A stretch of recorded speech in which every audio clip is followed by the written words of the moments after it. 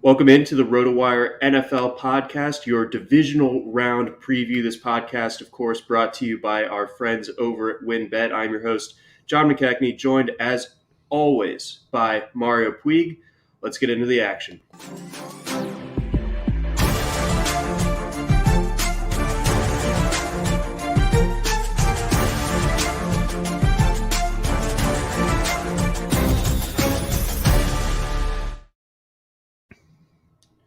All right, Mario. So we got a loaded slate of games here to carry us through this weekend. We got four really good ones. We weren't exactly treated to thrilling football in a lot of cases last weekend, but here's hoping that this weekend delivers on the hype.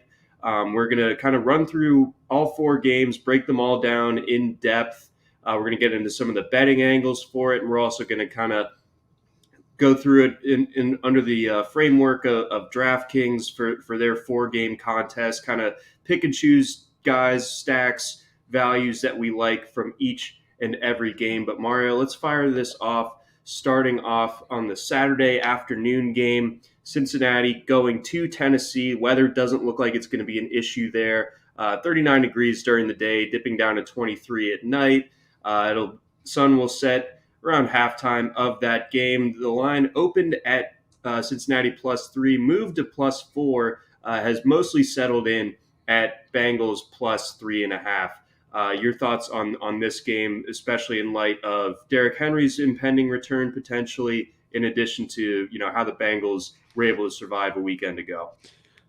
Well, last weekend, I think we can just say the Raiders, benefited from expanded playoffs, weren't really the kind of team that belongs advancing from the wild card round. So I don't know if there's much to take from it.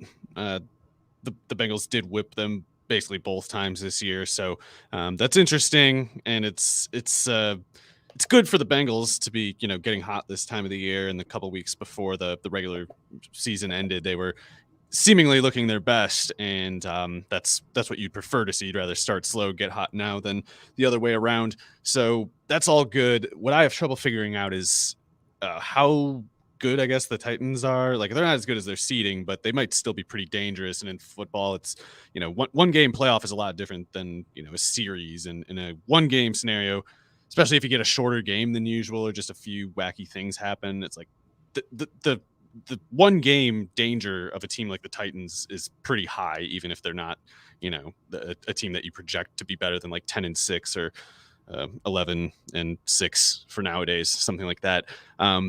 They also have had a lot of kind of like one-off ambush game plan things from Mike Vrabel that have caught teams by surprise. And in the playoffs, especially, that's all it really takes is like one or two drives getting screwed up from your winning formula. And sometimes it's not a given that you can adjust or adjust in time. I'm just thinking of the Baltimore game from 2 years ago. I mean, it's like a lot of teams. It's like Baltimore. They seem to save all their tricks for those.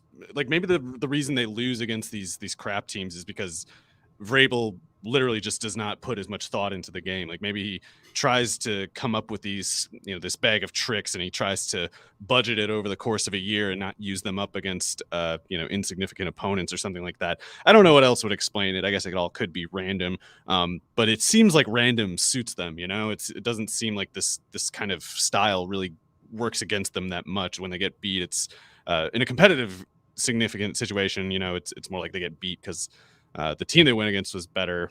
So in any case, I think, Burrow getting hot the way he has, and Chase especially getting going again after kind of like a cool 6 to 8 weeks there after that really hot start.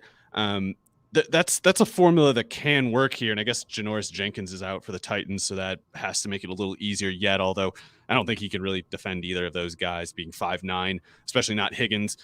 So we'll see. The Titans can't win on defense in the secondary, especially. They can't win by like the basis of talent. It's like they need the pass rush to intervene. They need Jeff Simmons to get to Burrow and make it so that Chase doesn't have 4 or 5 seconds to run those downfield routes. And I don't know how likely any of that might be. I don't want to bet against Vrabel, and especially when he has so many kind of, it's almost like Belichickian, I guess you could say, the way that you'd see certain tape tendencies, usage personnel tendencies from the Patriots all year. Then they get, I remember that Chargers playoffs game from a few years ago, especially, is like they just came out with this. Where they just bashed him. Yeah, they just bashed them to bits with this loadout of personnel and usage tendencies that they didn't really show all year. So Vrabel does stuff like that, and being involved with the defense, it's probably sooner there that he comes up with it than on offense. But yeah, they have to kind of like overachieve somehow is the thing, because the Bengals defense isn't crap on the other side, and their pass rush is definitely good enough to give Tannehill a lot of trouble if Tannehill's I truly like the exposed. Hubbard and Hendrickson duo off the edge is Ogun, pretty nice. Ogunjobi and BJ Hill have been really disruptive Yeah. inside too. So yeah, there's a lot to like from that front seven.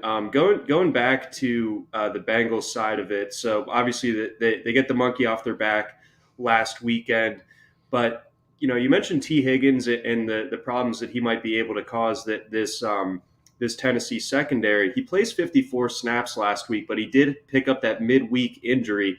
Did he look a little bit off to you? I mean, obviously one catch on 4 targets for 10 yards is not something that we're expecting again necessarily, but do you have some concern that the Bengals might need to find a legitimate second option outside of Chase if Higgins isn't 100%?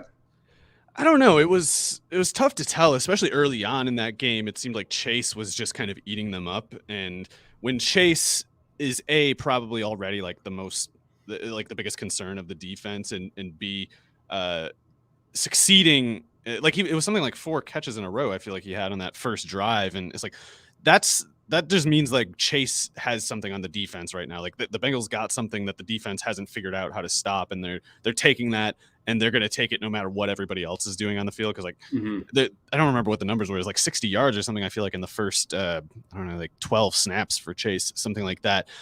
So Higgins would have had to have been playing just out of his mind to get targets instead of the guy producing on that level. It would have been a different thing if they were kind of sputtering for a while, and Chase gets shut down for a couple plays, and they go to Higgins on the third, and he doesn't come up with the catch. Like that would have been a little different than them doing whatever they wanted, and incidentally not really needing Higgins to do that. So he's not on the injury report, especially this week. So I think if the Titans do manage to shut down Chase, then yeah, the Bengals either stop on offense or Higgins gets going, and the second seems a lot more likely to me. And then following up on that, if the pass rush is getting home or whatever for Tennessee, or those receivers aren't getting open, how big of a factor do you think Joe Mixon can be in this game? Yeah, it's he can always be a factor, like in the workload volume sense, and like tiring out the defense sense. Like that was, I guess that first Raiders game was a lot like that, where he had 30 carries and it was only like 4.1 yards per carry. He wasn't making any big plays, but he did slowly erode the defense over the course of that game, and they kind of blew the Raiders away in the fourth quarter. That could be something that they use here, especially if the pass rush is getting to Burrow. But the Titans' run defense is pretty good, so it doesn't seem likely that they'll just sort of get whooped. It's like they'll need to get choked out over the course of the game, and it's possible, but you need to kind of, maybe you don't need to get the better offense than the other team specifically, but you do need to give your defense enough rest, and you need to develop sort of like a field position advantage over the course of the game that gives you the luxury of leaning on those short, clock eating run plays that otherwise might be needed to convert to points faster, depending on what the score is. Okay, so when it comes to Mixon, like you said, yeah, if the Bengals do kind of dictate that type of scenario, Mixon can obviously execute in those type of situations. It's a pretty tough matchup, so I think he might be like touchdown dependent, or he needs to get to that 20 carries kind of mark to wear down the defense, basically. Got it. Okay, all right, that checks out.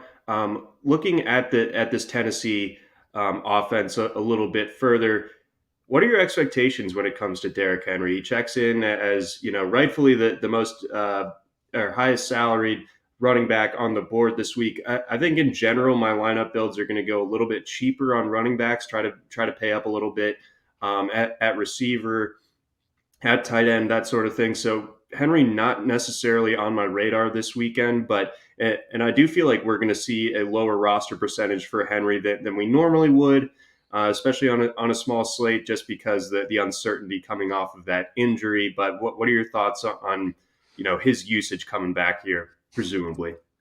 I really have no idea. I mean, I don't know why we would take this injury that's normally regarded as, not just a season ender, but something that casts some amount of concern over the remaining career of a running back, and especially one as big and power oriented as Henry, someone who generates such freakish force with his legs and his feet.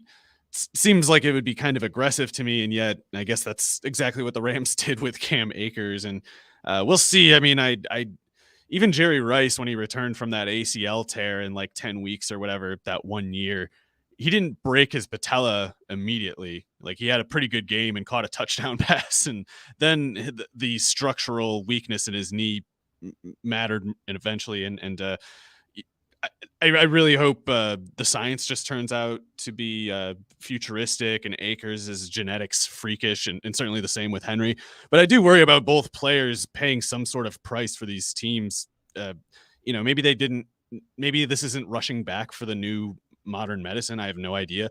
But they're both the first of their types, and all the other types of these injuries were just, you cannot do this. So we'll see. I don't really know. It seems kind of aggressive to me, but I basically didn't expect Akers to play this much either.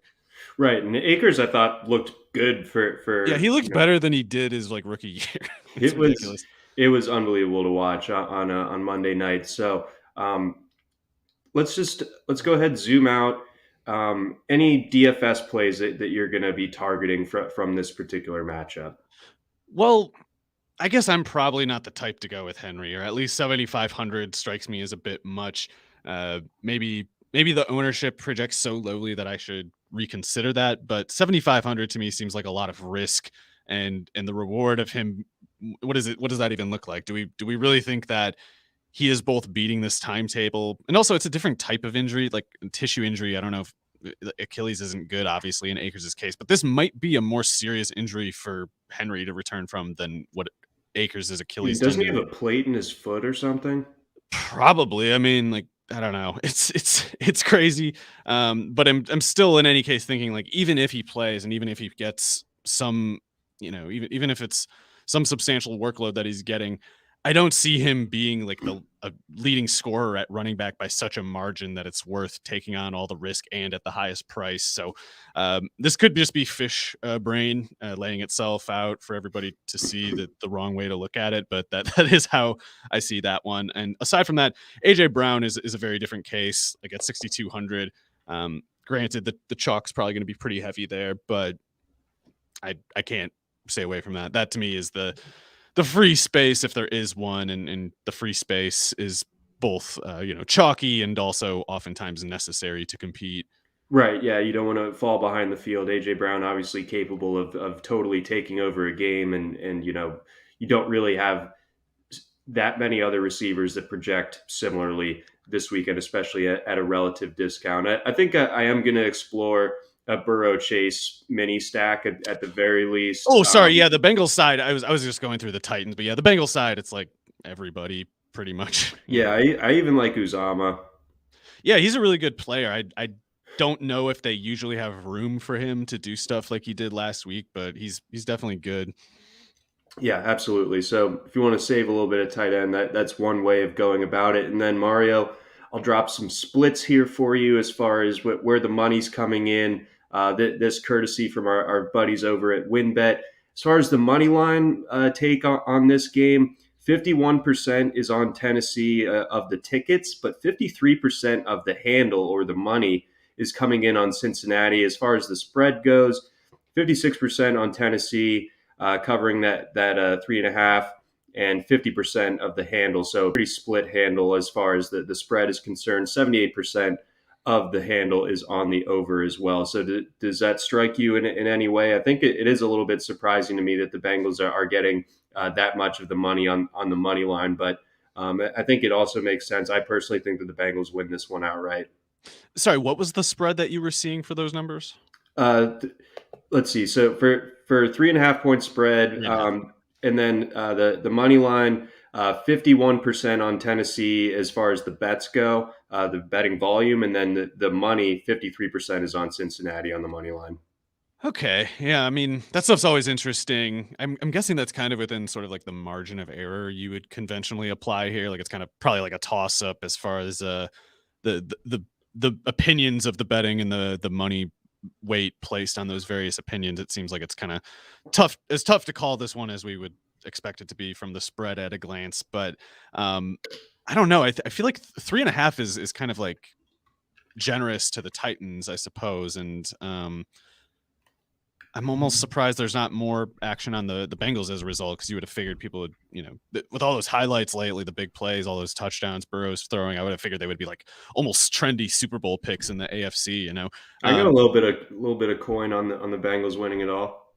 Yeah, see, I'm surprised that's not even like more popular, but maybe people just really respect the Tennessee playoff threat. In any case, I feel like, I don't know. I have trouble thinking this through, because I actually think both offenses can strike quickly. Like Tennessee is slow moving, but they can strike quickly to AJ Brown, maybe even to Julio Jones if he's on Eli Apple in single coverage. So as long as it's like a one score game, you can imagine the other team getting back into it quickly. I don't know. I don't know how to call this one. I'll just go with Tennessee, because I don't know. I do think the Cincinnati corners are pretty weak depth-wise. Like Chidobe Awuzie is good, but I don't think he's good enough to slow down A.J. Brown, and he might shadow A.J. Brown. And if A.J. Brown's going as he normally would and Julio Jones is on Eli Apple, I kind of like Tennessee's ability to strike back, and I like their game planning wiliness. Like I know Zach Taylor has largely redeemed himself this year just with the success that they've had, but I think it's more personnel driven than coaching driven, whereas if coaching matters at all, maybe it matters more in a playoff situation like this. And, certainly saw it matter with like Dallas against the 49ers. Like some teams just never will be prepared to play in the playoffs. Not that the Bengals are that, but I think Tennessee is always prepared for situations like these. Yeah, the coaching facet of this one does make me nervous for Cincinnati. I think there is a pretty distinct advantage on the Tennessee side of things. Excuse me, as far as the coaching goes, but I think that the talent, the explosiveness, and the ability to generate a pass rush on the Cincinnati side of things. And, I'm not going to draw too much on momentum or rest versus rust, that kind of thing. But I do feel like the Bengals really are one of the most dangerous teams that left in the playoffs. And I'm sure Tennessee fans, they're not stoked that their reward for being the number one seed is playing this Bengals team the way that they're going right now. That's true, but it definitely could be worse. I mean, as much as you don't want to play the Bengals, you probably would rather play them than the Bills or the Chiefs, Yeah. or at least I don't know, whatever. It's all tough, but yeah, I think Tennessee, they're just kind of one of those dangerous one-game teams to me, and I do think playoff experience matters. Like if the Bengals win last week and lose this game, it's still a very successful season for them. It's still a great trajectory that they're on, and a lot of times in games like this, playoff experience really is kind of what separates it. You remember back in August when there was some of the most doomsday beat reporter chatter about the Cincinnati Bengals team, the worst practices they've ever seen. Jamar Chase cannot catch the ball. I mean, I think the biggest takeaway from that is like the defense was good, and they've never practiced against a pass rush before. Mm-hmm. But I think Burrow getting healthier over the course of the year had to help. I assume. To me, the dumber thing was kind of like the Chase dropping passes in the preseason thing. It was like, I understand that it's an event that happened, but like preseason doesn't matter, at least in the face of the kind of LSU production that he had. A few playoff plays doesn't matter. But yeah, their defense has been a lot better pass rush wise, especially than it has in, I don't know, forever. And that might have caused their training camp troubles whenever that viewing occurred. Yeah, they got some beasts there that can definitely foul things up for the offense, make it a little bit tougher to get into that rhythm. Let's move on over. Saturday night game up in your neck of the woods, just a couple hours north of you at Lambeau Field. We got the Packers -6 going up against San Francisco, over under at 47 in that one. Weather going to be a factor again on the Saturday night game, just as it was a week ago in Buffalo. Pretty similar conditions, all things considered. Relatively light winds, but a brisk 9 degrees at kickoff with a wind chill of -4. Going to feel like -5, -6 for most of this game as the Packers play host to the 49ers. The Packers obviously have some postseason demons against the 49ers over the course of this last decade or so. What are your expectations going into this one?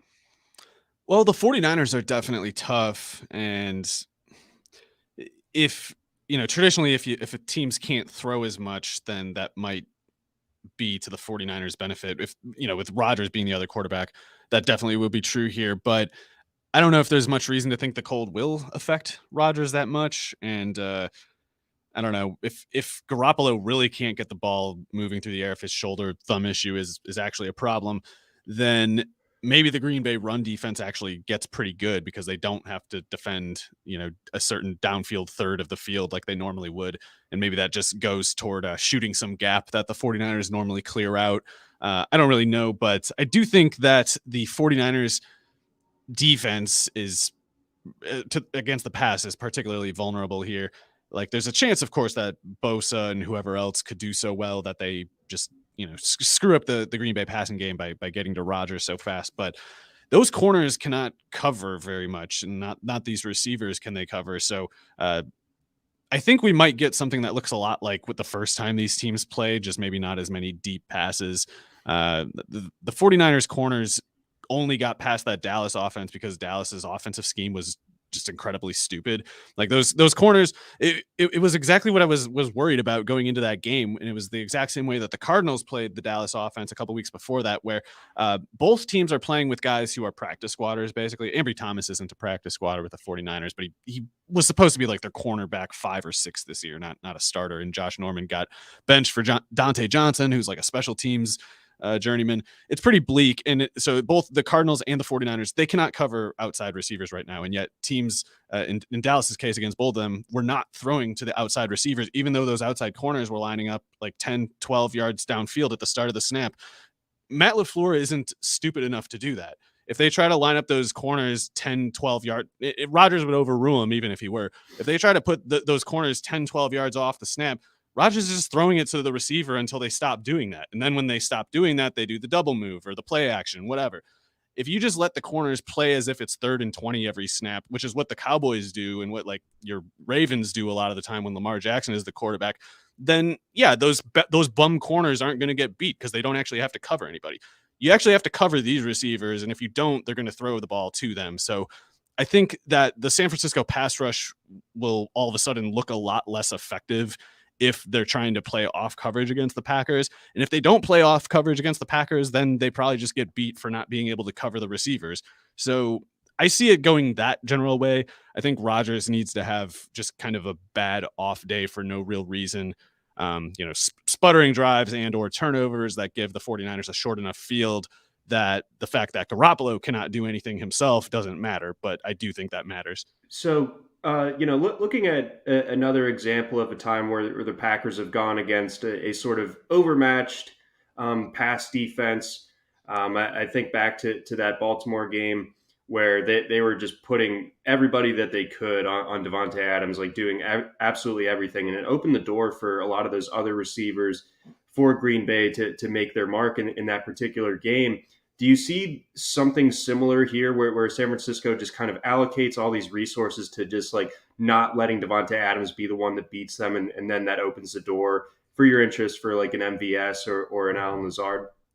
Yeah, so they almost have to try to sell out to stop Adams, right? And yet, Mm-hmm. that they might not be able to do that. Like they might try to do that and fail, and then like you said, B, even if they do succeed in that, at what cost? Like what happens after that? And I do think that the cold lessens the chance of Marquez Valdez-Scantling being the answer. Like they got to defend him. They can't just let that guy run free downfield just because it's cold as hell.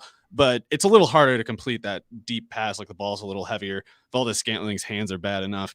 But the one guy that I do think can hurt the 49ers in pretty much all parts of the field is Lazard. And especially if they're getting Lazard against like K'Wan Williams in the slot, Ambry Thomas isn't very big either.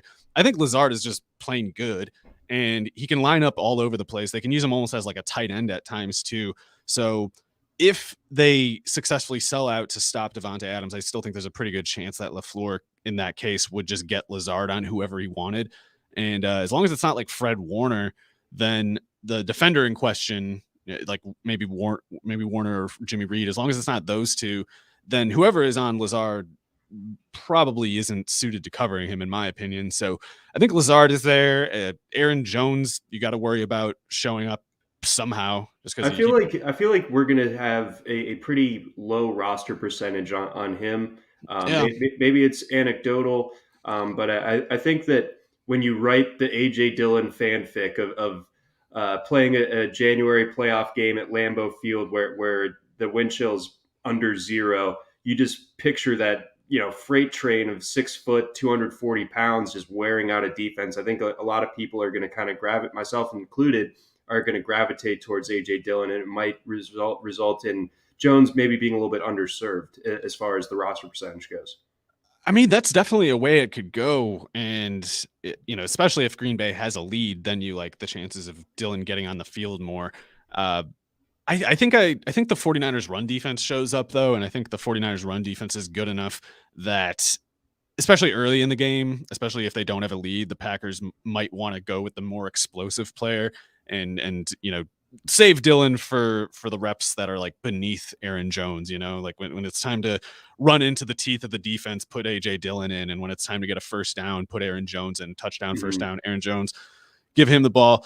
He had 19 carries against the 49ers back in week 3 when they played, only had 82 yards, but he had a touchdown. And it's interesting that they worked him to that extent in that game. It's like it was a tough defense that they played. The 49ers played that game, and yet the Packers gave Jones some volume. So I like Aaron Jones as a player. I don't expect him to do a whole lot as a pass catcher. You'd think Warner pays a lot of attention to Jones when they start moving Jones around and start threatening to throw Jones that ball. Maybe most games that goes to Jones. Maybe in this one it has to go to Lazard because Warner is on Jones. I don't really know. But you're right. The ownership should be pretty low because I think most people have a lot of respect for the 49ers run defense too, for good reason. Yeah, absolutely. So that does kind of make me, in a roundabout way, a little bit curious about throwing Jones into a lineup. Probably not doing the double backfield stack, however. And then on the San Francisco side, Kittle, the production's been kind of like up and down.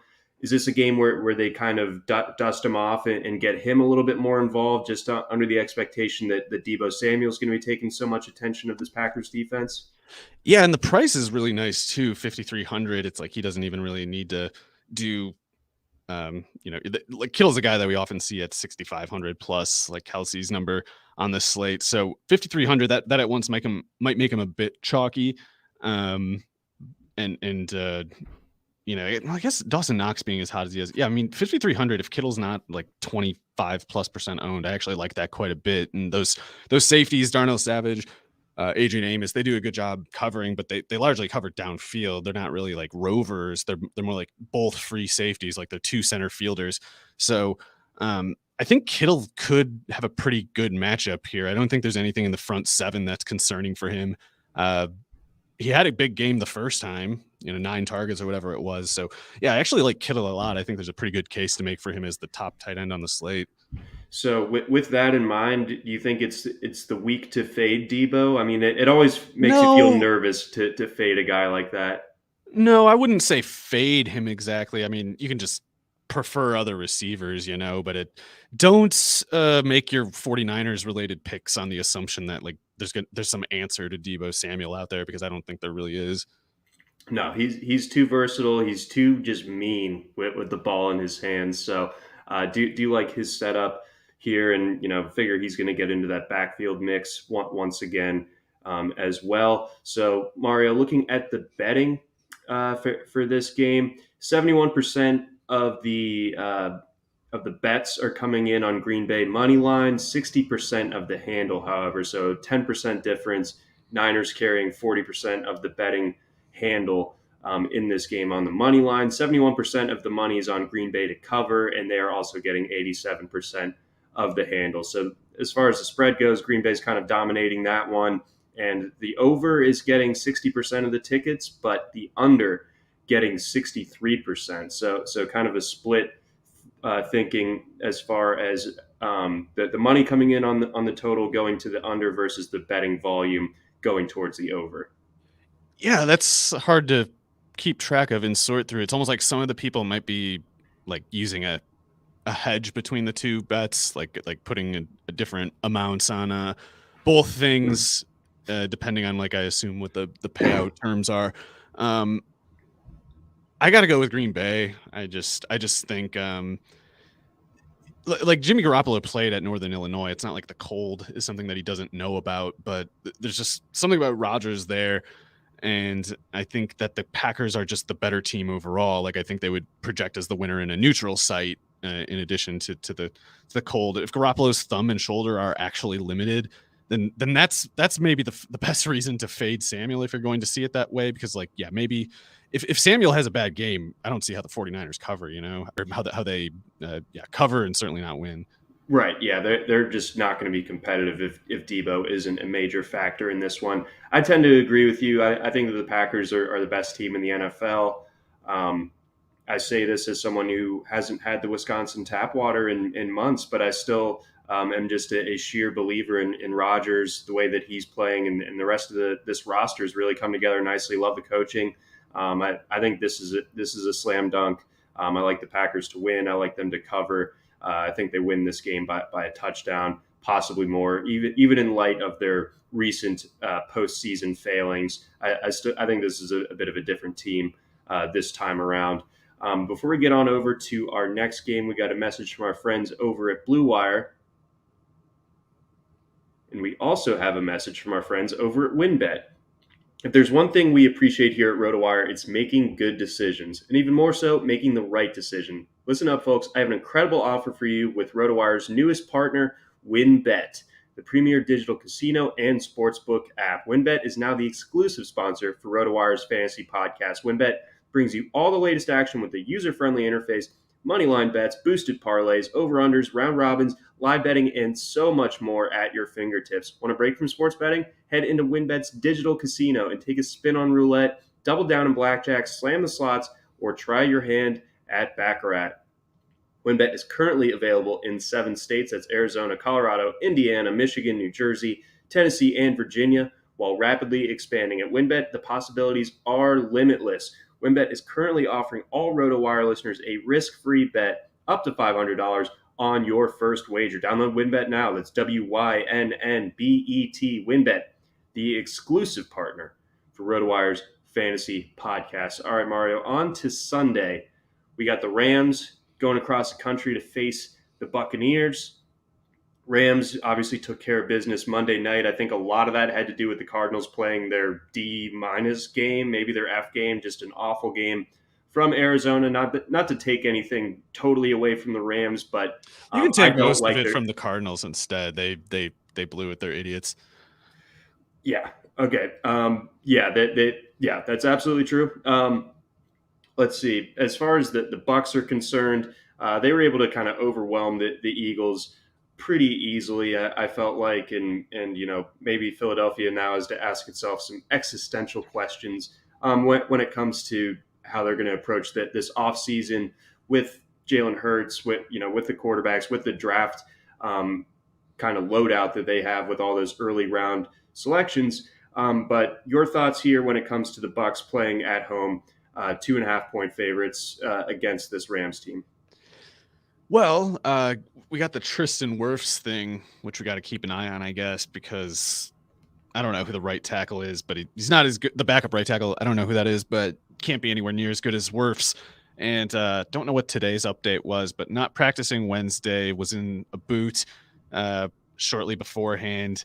It's also worth keeping an eye on Cyril Grayson. I don't know if he's going to be able to play. He wasn't practicing Wednesday, but he's a pretty convincing track kind of conversion guy that they got. And Whitworth, I guess, for the Rams, bears monitoring too. Taylor Rapp, I don't know if he's going to be back. He's a 3-down safety for them. So there's a few things to keep an eye on there. Wirf's probably the biggest one, even with Whitworth being pretty close himself. Did you happen to see, John, have you heard, are the Rams already in Tampa? Like, are they practicing this week there, or are they That's a good question. It would certainly behoove them to do that. I mean, they're already on the short week as it is, having played on Monday. I think it would make all the sense in the world to get that travel arrangement set up ahead of time. If they weren't there yesterday, maybe getting there today, Thursday, would be the optimal move to kind of mitigate the impact of going across the country, because theoretically this would be that proverbial body clock game for the Rams. Yeah, and aside from that, though, I mean, this is tough to think through for me because I don't really expect the Buccaneers to be able to run. Just don't think they really have the personnel to do it. And Brady without Godwin is a lot different. Obviously, Godwin and Antonio Brown, of course. Jalen Ramsey might be able to lock up Mike Evans pretty good. I don't know if they would be able to stop Gronk if that happened, but stopping or containing even one of those two might be enough for the Rams to put a lot of heat on the Buccaneers. And Ramsey basically doesn't lose, so even if he doesn't truly shut down Evans, it's hard to see Evans doing what he wants to exactly. And those other receivers, I mean, I do think Dante Dion is insanely out of place as a cornerback for the Rams, who plays basically a 3-down role. He can't cover anybody that will run against him. Like if he stops a play that goes his way, it's just because he was like sitting in some zone and just hopped on the ball, something like that. Because he's like 160 and runs a 4.6. He can't cover NFL receivers. Respect. Yeah, I mean that's an every man, Real idol. lunch pail guy. Yeah, my God. It's like the beer truck driver, Michael Lewis, but it's like Oh. he's not even fast this time. He's just like just not even a good NFL athlete. But anyway, those guys, Darius Williams is good. It's the other short corner, Dion, who can't cover. So we'll see. They got to minimize Dion's exposure somehow. And David Long, the guy who had the turnover last week, normally he's just kind of a bum. So the Rams Did need you to be notice careful. anything out of Weddle last week? I didn't. Did you? That's probably good if you're It's Weddle. probably good, yeah. It could have been noticeable in a really bad way, and I didn't notice him. So that's interesting. Also, the Cardinals just didn't show up, so whatever. Awful. But yeah, so I don't want to bet against Tom. I mean, quite the contrary. I think at what is this price here? 6,800, he might be kind of chalky, and probably for good reason, because he's going to have his own, totally unique game plan here. Like whatever they're going to show the Rams, they might not have put on tape all year. There's a reason he's so uniquely dangerous in these settings. But I think Stafford almost has to blow it on the other side for the Rams to not have at least a really good shot at like coming down to the last drive or something. Because Carlton Davis, I imagine, is going to have to shadow Odell Beckham, because normally Carlton Davis shadows the number one receiver, but normally the number one receiver is not a slot receiver like Cooper Kupp. So I don't know if Davis is going to follow Kupp to the slot. If he does, Kupp probably beats him. Sean Murphy Bunting probably gets beat by Kupp in the slot most of the time. I don't know if there's some kind of game planning wrinkle the Buccaneers can come up with to stop that. But if Carlton Davis is on Odell Beckham, and if they try to play like one-on-one press man coverage against Odell Beckham, I bet Beckham can dust Carlton Davis. And I think Davis is a good corner, but I think Beckham is too explosive to leave on one-on-one. And yet I don't know how they do anything else. Like you can't just like Kupp catch 15 passes on you. You have to try to stop Kupp somehow. So I feel like Stafford should have opportunities to hit this defense deep. Probably not against Jamel Dean, though. Like Jamel Dean's got the sideline locked up. I guess I got to go with the Buccaneers just because I don't expect Brady to ever blow a game, and Stafford, I think, is pretty good at it. Yeah, he is. And like they played earlier this season, but I feel like the Rams, they started so hot, but they've been really Jekyll and Hyde for really the better part of the latter half of the season. Bucks are nasty at home. I mean, I think they were 6-2 against the spread at home during the regular season, obviously covered last weekend. So yeah, I'm with you. I just have a hard time betting against Brady this time of year. This is still a good Bucks team, even without Brown and Godwin. If Wirfs is out, that might make me a little spooked. Like I might have to bail on the spread at least. Okay. All right. That definitely makes sense. It's not a huge spread though, which is kind of interesting to me. I would have thought that, the Bucks would have been closer to 4-point favorites, but I'm seeing 2.5. So yeah, that is that's skinny. And here's some interesting money line wrinkles here for you. So 59% of the bets are on the Rams to win this one, and 68% of the money also on the Rams to win this one. Wow. 59% of the tickets are on Tampa to cover this. 52% of the handle on the Bucks as well. Then 70% of the bets, 62% of the handle are both on the over, which checks in at 48.5. I'm surprised by the amount of volume being decidedly on the Rams. Maybe it's just like a good value. You just like the number. I think maybe that's where people are coming from.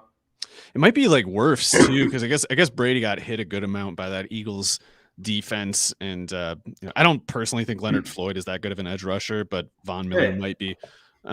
Yeah, sorry. he's a totally good strong side, kind of run stopper guy. But yeah, I don't know. I got to go with Tampa just because McVay has to have an ace up his sleeve. That's what he needs very specifically, because if he hasn't been saving that ace all this time, then the Rams they just got problems that they're never going to solve. Yeah, I agree with that. Rams money line right now plus 130 over at the DraftKings sports book. So one of the narrower underdog money lines on the board. The Niners, the heaviest underdogs at plus 220. Any other like DFS considerations from this one before we move on? How are you approaching this one? Given that the totals checks in at 48.5. I actually think it's best for the Rams if the Buccaneers try to shadow Beckham with Carlton Davis, because I think Jamel Dean is as good of a counter to the explosiveness that Beckham has, and Dean just kind of like shuts down the sideline. Even if he can't really go anywhere else, he shuts down that part of the field, and Beckham has to mostly run in that part of the field. But Davis he's like a 4.5 340 guy. He's bigger, he's more grabby, more like a James Bradbury almost, and James Bradbury isn't a track guy. So I think that the Buccaneers could kind of make it harder on themselves and really hurt themselves by trying to cover Beckham with Davis. But if they don't, I don't know what other than Kupp really gets going reliably for the Rams. So I guess I will say I like Kupp at 8,600 more than Devontae Adams at 8,500 just for the weather reasons. But beyond that, I guess I don't really have any thoughts. Don't really like the run games in either case.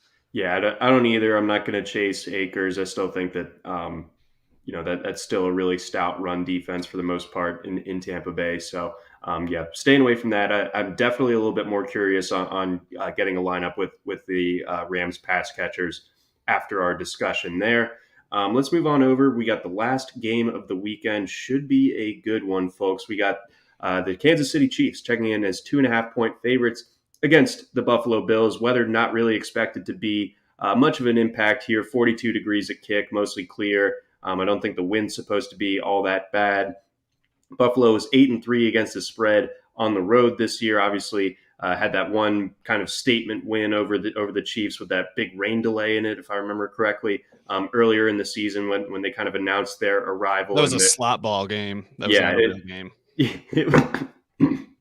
Excuse me. It was a little bit of a bizarre game, no doubt. As far as the betting splits are concerned, 61% of the bets on the money line are for Buffalo, but 55.7% of the handle, so the money coming in on the money line bets, is coming in on Kansas City. I felt strongly about taking the Buffalo money line coming into this, but seeing the vault, like the public be kind of on that as well, is kind of making me reconsider and maybe thinking Chiefs money line would be the way to go here. So this is a tough one for me because I actually think the Chiefs offense is pretty much busted. I think they lost something and they're not going to get it back this year because they need basically they need a run game that can hammer the defense and make it pay for sitting back as deep as it does against the speed and the Kelsey threat and the seam.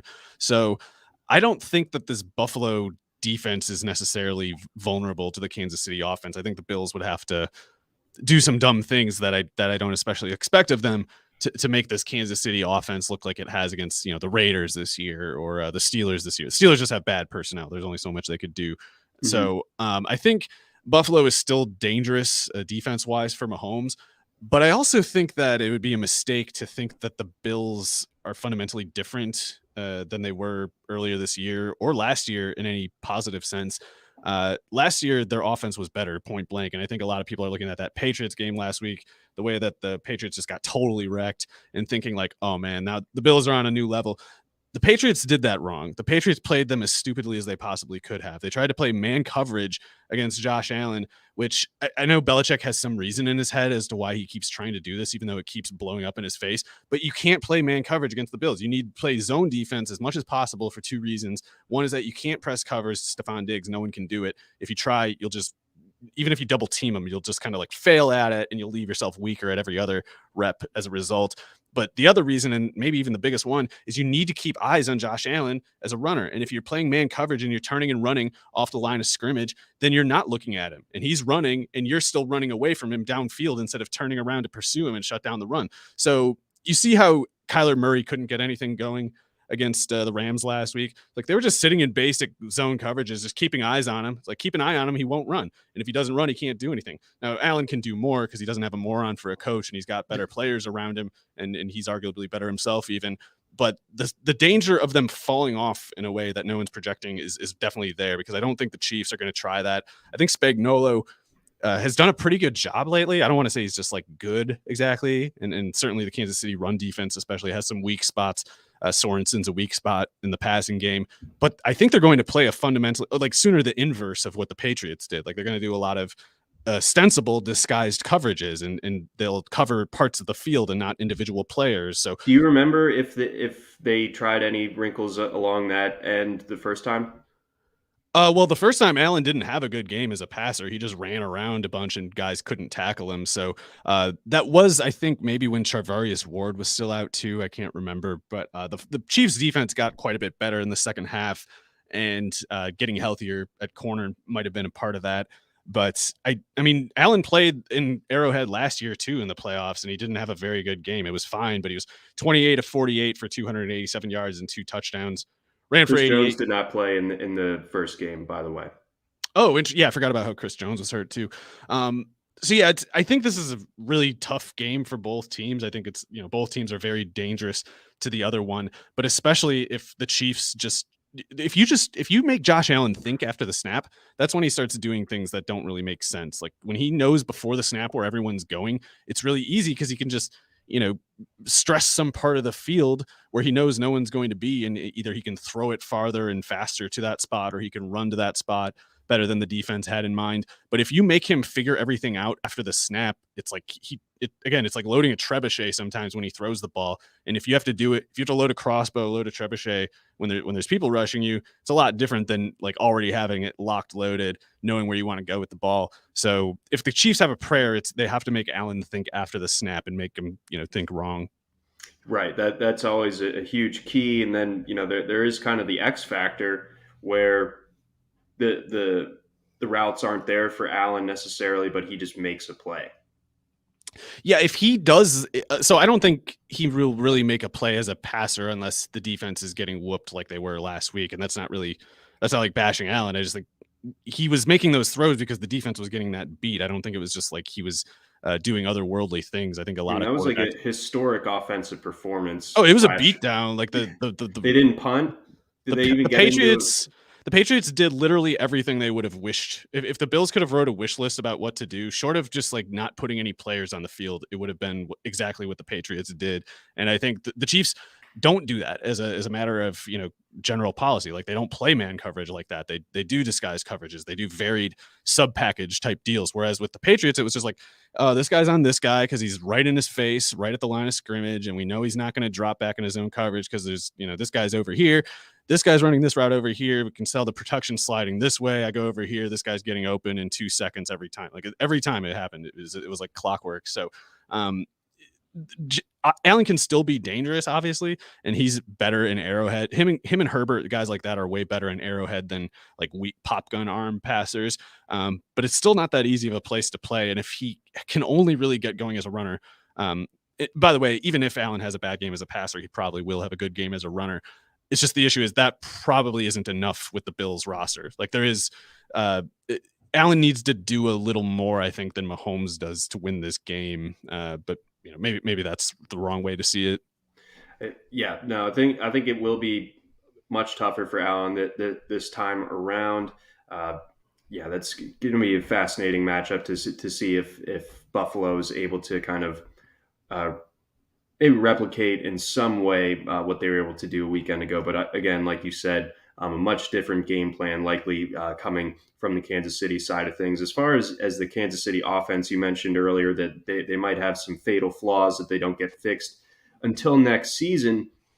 What does that mean for Sunday? So I guess I should say, I don't know if the Bills are that well suited to run that particular defense because Poyer and Hyde are both good safeties. They're both former corners. Coverage is definitely their strong suit, but they're also both slow. Like they're bad athletes, even for safeties, even though they're cornerback sized both. So I don't know how good they are suited to play like the real too high, like dual center fielders. I don't know if that's really their game as much as dual robbers, like playing robber, like in the middle of the field and 10 yards, 15 yards under, something like that is where Poyer and Hyde are really tough because they just show up in places, covering tight ends. They just appear when the slot receiver's getting a target. You don't really see so many plays with Hyde running the length of the field, Poyer running the length of the field, going for a jump ball. Those plays don't really happen. So maybe they can do that. Maybe they haven't done it because they just haven't needed to. And maybe the Chiefs are the reason they have to do it and they do it well. But in the meantime, those corners cannot run with the Chiefs receivers at all. And it's not just Tyreek Hill. Like Mecole Hardman can run right past all these corners. Byron Pringle can run right past these corners. If they're trying to play man coverage and they're not getting to Mahomes and they're not doing the too high in a disciplined, really successful way, those corners can get burned. It can like strike anywhere from the field kind of danger. They really need to be worried about getting beat every play. Yeah, that's 100% true. Yeah, there's just so much speed and athleticism when it comes to that Kansas City group of pass catchers that you take your eye off of one of them and they're streaking down the sideline. Looking at that Chiefs backfield, it's obviously been one of the trickier ones to sort out this season amid all the injuries and just sort of unappealing for the most part options. Jerick McKinnon helped me win $8 last week though, so Nice. Am I going back to that well? Well, Clyde Edwards-Helaire is supposed to play this week, and I know that Darrell Williams and Jerick McKinnon having good fantasy days, and Edwards-Helaire being hurt all the time has led a lot of people to say like, they're better than him now. They're not. If they are better than him, then Kansas City's in trouble because I think Edwards-Helaire is still hurt. If that's the case. I don't think the run defense for Buffalo is that good. Like it's good, but the numbers say that it's great, and I don't think it's great. So I think there's a way for the Chiefs to hurt the Bills in the ground game, especially if the Bills really are just selling out deep and not defending the underneath and intermediate the way that they normally do. So I do trust Andy Reid to come up with a pretty good game plan here. Like as much as I think there's something to criticize with him and how they ended up in that place they did where they can't beat anybody who runs like a too high. Like, I don't think it needed to be that hard on them, but I also would be pretty surprised if he showed up here just like, at a loss for ideas. Like he's had enough time. I think it's a lot more likely that he just kind of like took too long to fix it than never fixes it. And as much as I do think personnel is the main thing that can change it, that there are certain other things that they could just do differently that, wrongly or right or wrong, I kind of expect Reid to be more competent than incompetent with the game plan.